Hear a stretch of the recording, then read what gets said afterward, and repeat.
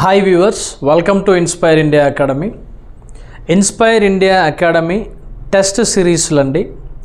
సుమారుగా almost 140 test సిరీస్లు మీకోసం రూపొందించడం జరిగింది. ఇలా మ్యాక్సిమం 30 క్వశ్చన్స్తో ఉన్నటువంటి టెస్ట్ సిరీస్లు మరియు వాటితో పాటుగా 80 మార్క్స్ ఉన్నటువంటి టెస్ట్ సిరీస్లు ఎక్కువగా ఇందులో ఉండడం జరిగినటువంటి టెస్ట్ సిరీస్. దాంతో పాటుగా మీకు లైవ్ క్లాసెస్ ద్వారా ఎక్స్ప్లెనేషన్ కూడా ఎక్స్ప్లెనేషన్ని అందించడం జరుగుతుంది.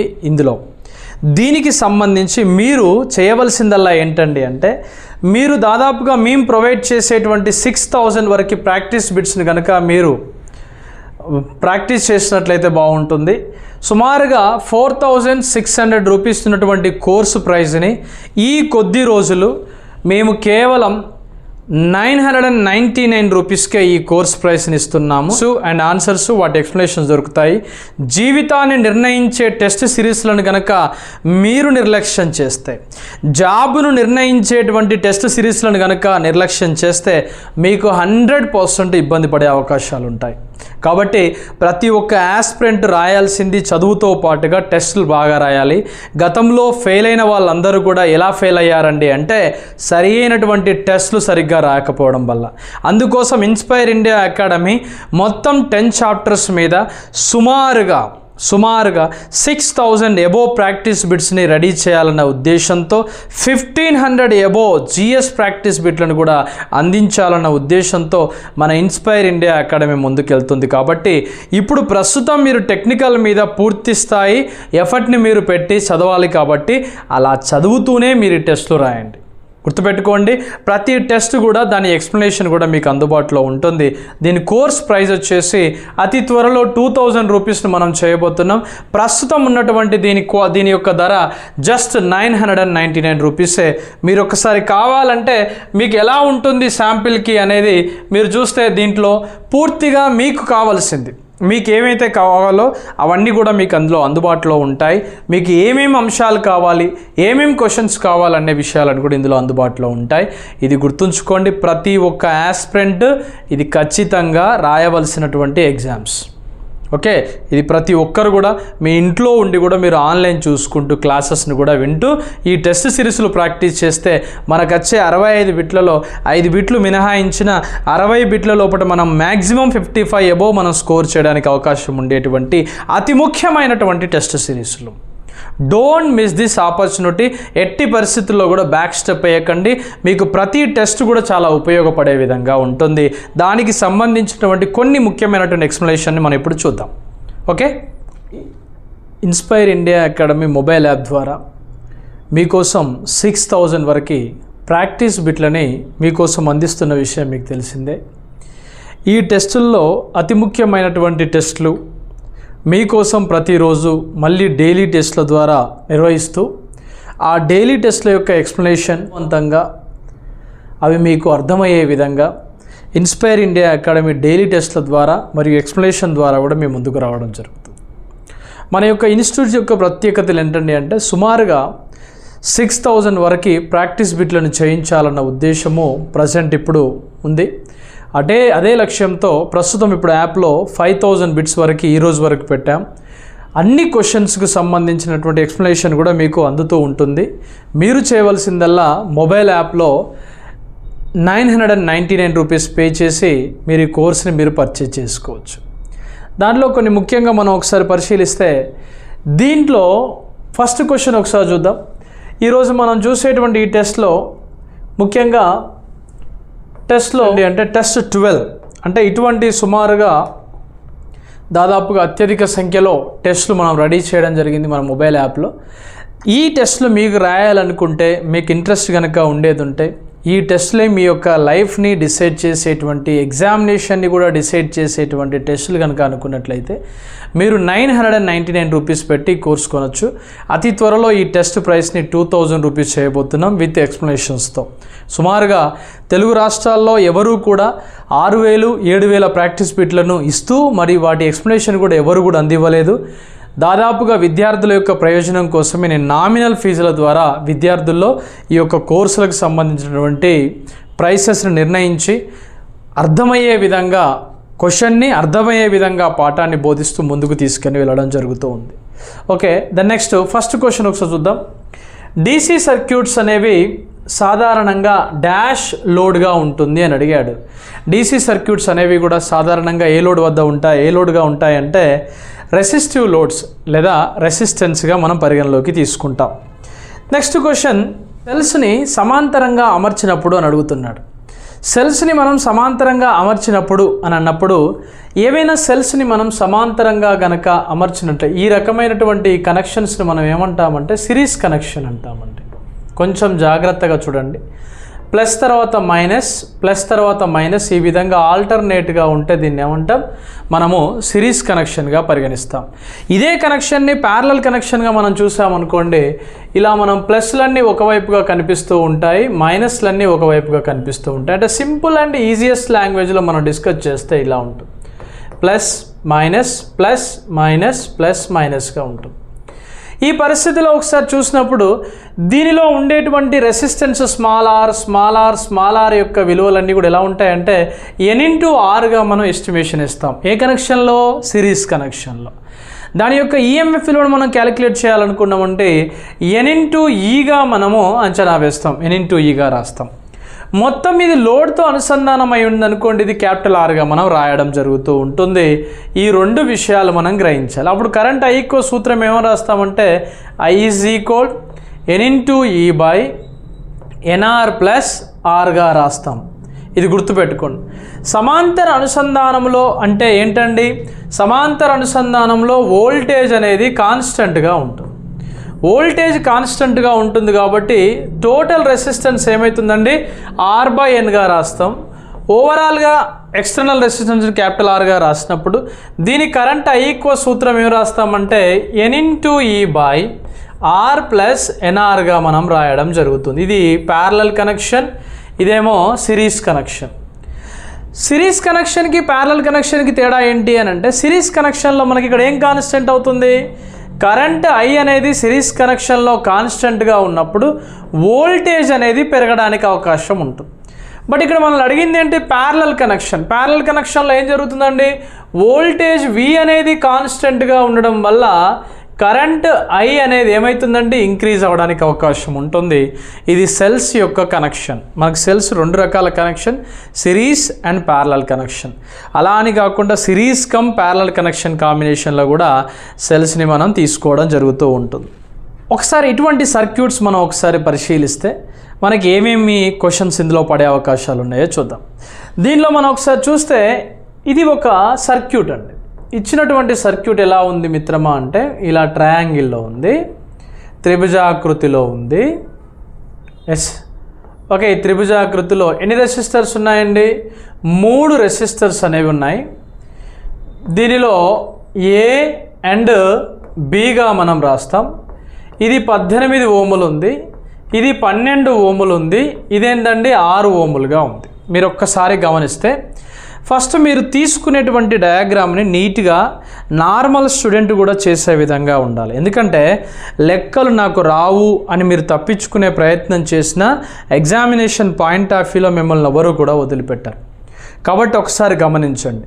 ఇక్కడ మనకు కనిపించేటువంటి నిరోధాలు ఎలా ఉంటాయంటే, ఇప్పుడు మనం ఒకసారి దీన్ని మూసామనుకోండి, కంప్లీట్గా ఈ రెసిస్టెన్స్లో 18 ఓములు మనం మూసామనుకోండి, ఈ రెండింటిని మనం ఏమంటే సిరీస్గా అనుకుంటే 12 + 6గా అనుకుంటే మొత్తం ఎన్ని ఓములు అండి, 18 ఓమ్స్గా వస్తుంది. నెక్స్ట్ దీంతోపాటు ఇదేంటి ఓములు ఉందండి, ఇక్కడ 18 ఓమ్స్గా ఉంది.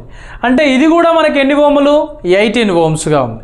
అంటే 18 ఓమ్స్ని మనం ప్యారలల్గా అనుకున్నాం అనుకోండి, నిరోధాలు ఎలా ఉన్నాయి, ఈక్వలెంట్గా ఉన్నాయి. ఈక్వలెంట్ అంటే ఏంటి, సమానముగా ఉన్నాయి.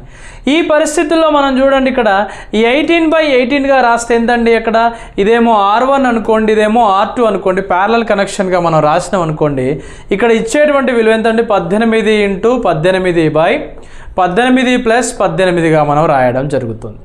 18/18 అంటే ఎంత వస్తుందండి, 18 ఎందులో నీకు ఆల్మోస్ట్ 324 అనేది వస్తుంది బై 36 అండి. 18 ఎంత అండి, 36గా మనం రాస్తాం. ఇది 36గా మనం రాసినప్పుడు 36 ఒకట్ల 36 9ల అంటే ఎన్ని ఓముల రెసిస్టెన్స్ అంటే ఇక్కడ 9 ఓముల నిరోధం అనేది ఓవరాల్గా మనకి రావడం జరుగుతుంది ఈ రెండింటి పరంగా. ఇప్పుడు నీకు ఎన్ని వోల్ట్స్ ఇచ్చాడు, 180 ఇచ్చాడు, 180 వోల్ట్స్ ఇచ్చాడు నీకు ఇచ్చినటువంటి వోల్ట్స్. ఇప్పుడు నీకు కావాల్సింది ఏంటిది, కరెంట్ I ఈక్వల్స్ ఎంతండి 180 9 1 జా 9 2 జా అంటే 20 వస్తుంది.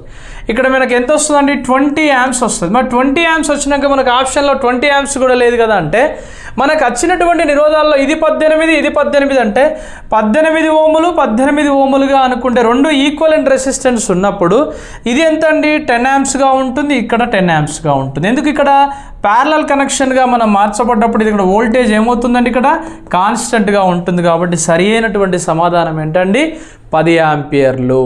ఇటువంటి క్వశ్చన్స్ మనకు రావాలంటే మీరు ఖచ్చితంగా ప్రాక్టీస్ బిట్లు చేయాలి.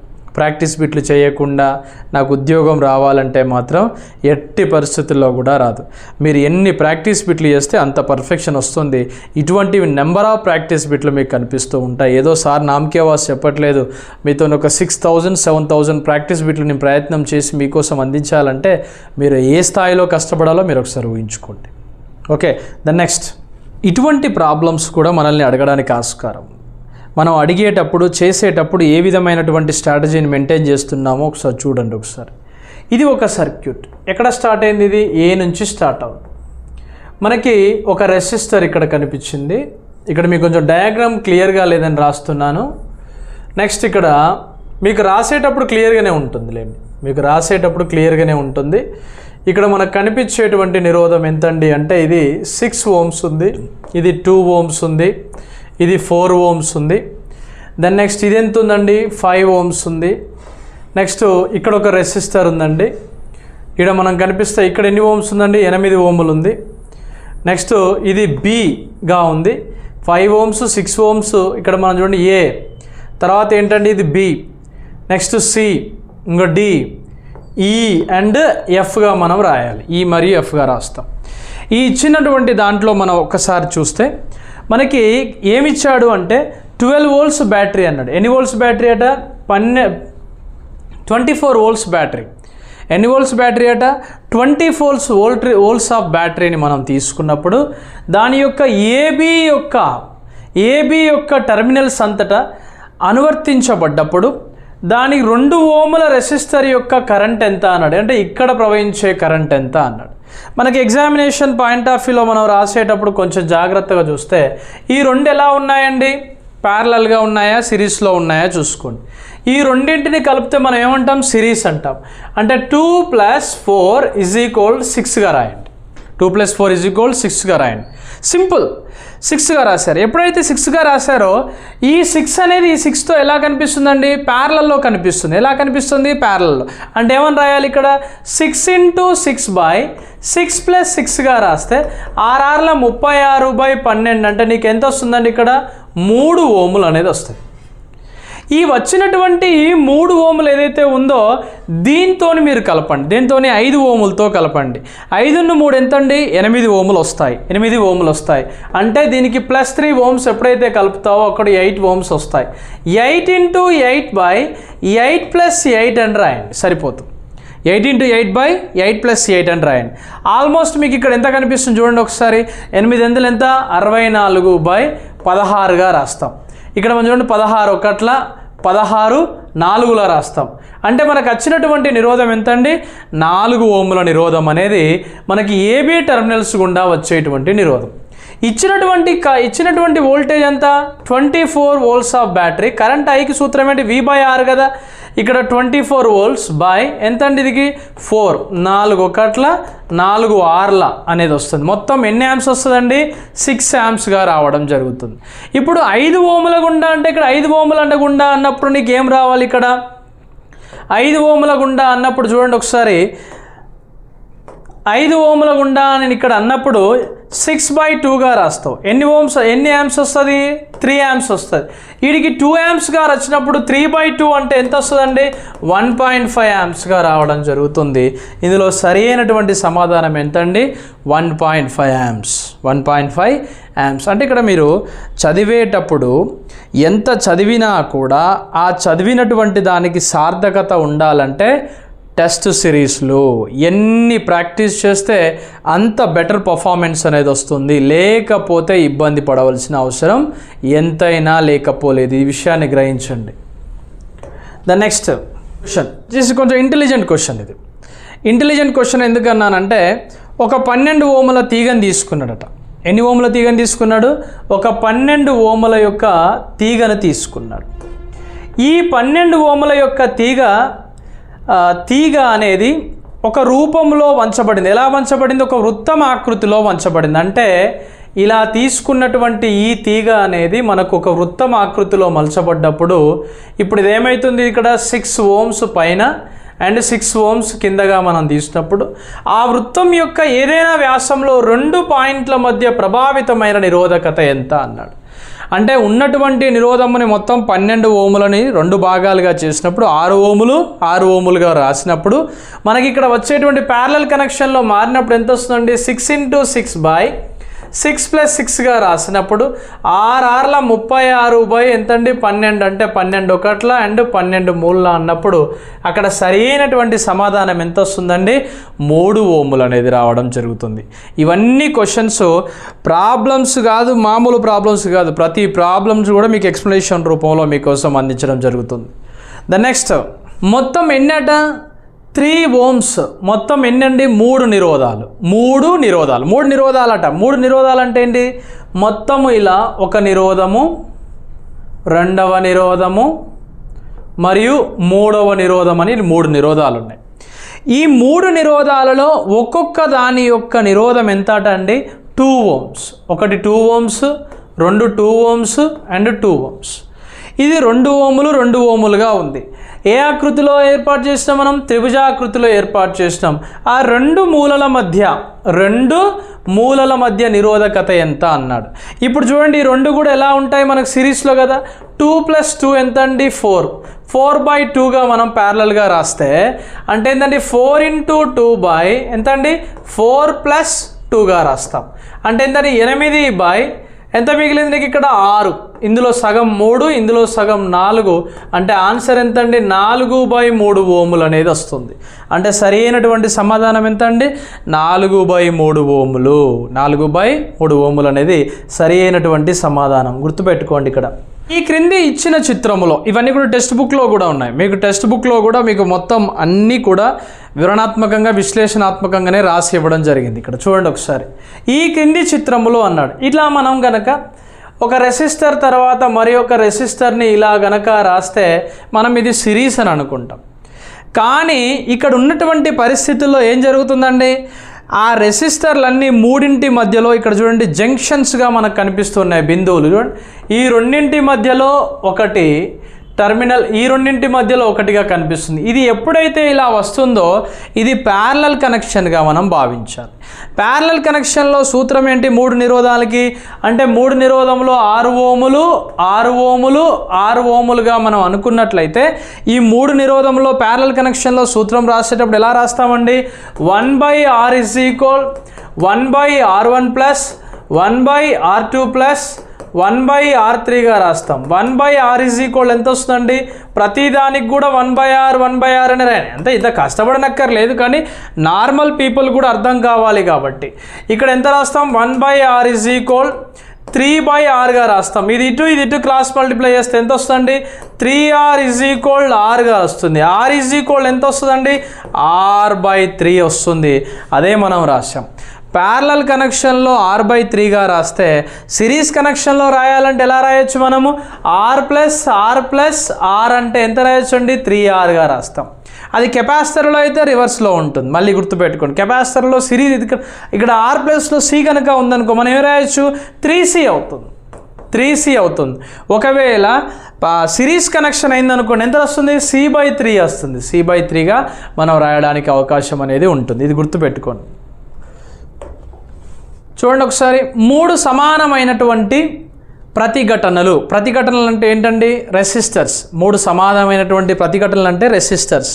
ఇంకా ఏమంటున్నాడు, ఆ మూడు ప్రతిఘటనల్లో ఎన్ని కలయికలు చేయవచ్చు అంటే దాన్ని ఎన్ని రకాలుగా మార్చవచ్చు అంటాం.